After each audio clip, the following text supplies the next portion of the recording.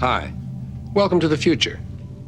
I literally watched the first 60 seconds of this and needed to watch no more to know that we're dealing with complete morons who apparently do this professionally. FYI. I do not agree or endorse a 90% marginal tax rate. I'm just mocking three dunces who misunderstand and misrepresent Sam Seder's position. Understand? Subscribe to Slam Brigade. This is Andrew Crucible Wilson, and he is such an expert debater, he sells a course so he can be just like him. A man who blatantly misunderstands someone's point, strawmans the fuck out of it, and then pretends he was talking about something else entirely.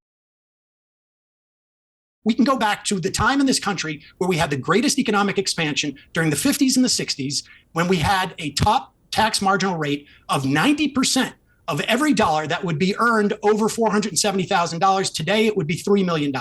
And now, watch the debate coach's brain mangle the point he just heard. So what this guy proposes, you have to think about it, right? He's saying at $3 million and 90% would leave you with what? $300,000? Leave you with $300,000. So what incentive do people have exactly to give up 90% of their income? You're a bit Franja. If you're being taxed 90% on $3 million, you have made $6 million. So you wouldn't be giving up 90% of your income. And not only is Andy missing the point, he's also bad faith because he puts words in Sam's mouth. Why would you, in other words, why would you want to make $3 million? Why wouldn't you make $2.5 million in stock? Well, he would probably propose you're at 85% there, right?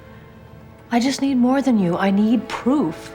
Then Sam reacted to Andy misunderstanding his point and clarified, and then Andy decided he'd pretend he was talking about something else. Instead, he wants to gripe and complain as though I don't understand what marginal taxes are. I have no idea where he came up with that, at least not from that clip, because we were diving into something completely different. 100% grade A bullshit. Here's him arguing for 90% taxes.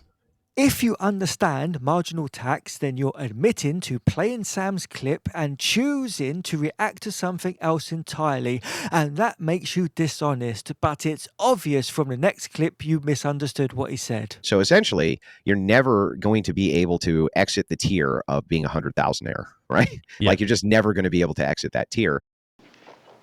Wrong!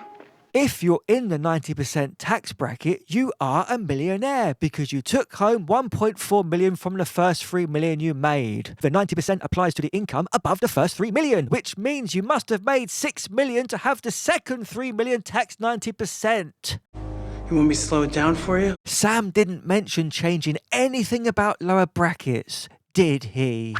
Nobody wants a 90% tax rate. That's not true. I do. And now meet Vic the prick, who's also going to butcher what Sam said, even though he's perfectly familiar with his point. Even PBD brought that up to Sam Seder when Sam Seder said this nonsense a few years ago on his podcast. Top tax rate at that time was 90%, top marginal rate for every dollar over $470,000 you would earn. So that would be equivalent to around $3 million today. I may, I think I was corrected in the Jubilee, and I think it could be $4 million. So Sam has not changed his position, but now he says the 90% tax rate should be on $4 million and above. It's that simple. Are we clear?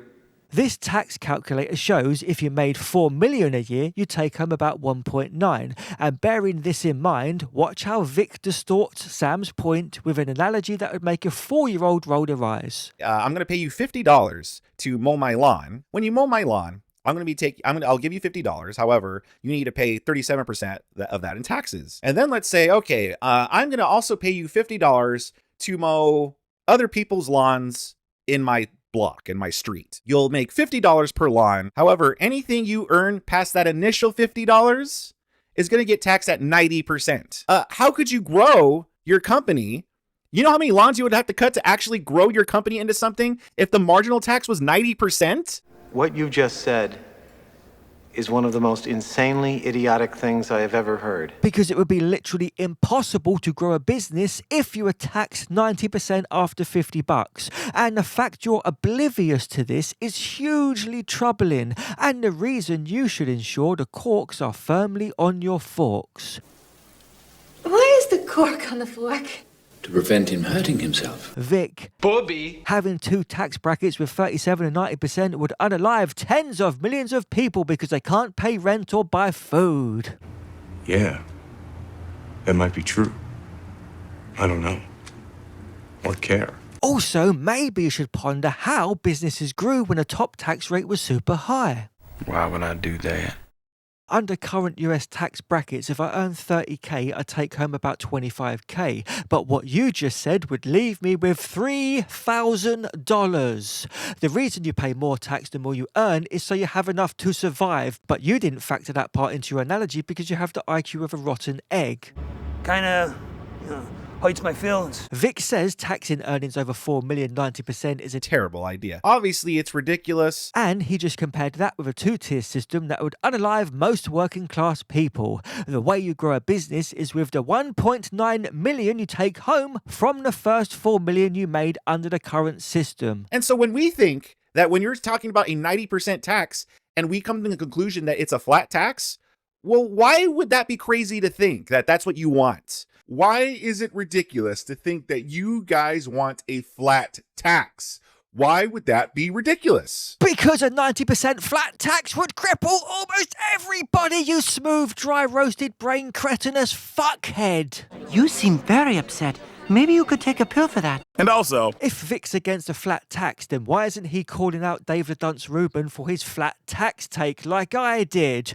Answer. Because Vic can't actually tackle the argument. He's purely partisan and only cares about who is talking and not what they say. I have plenty of videos where I agree with people I dislike and mock people I like because I'm able to put my politics aside and focus on the arguments. Vic and Andy are incapable of honest debate, and if you think I'm being unreasonable, then look at one of the chapters in Andy's debate course. Slimy leftist tactics. But there's no slimy righty tactics because this man is so politically motivated he's willing to turn away a whole group of potential customers just because I don't align with him politically.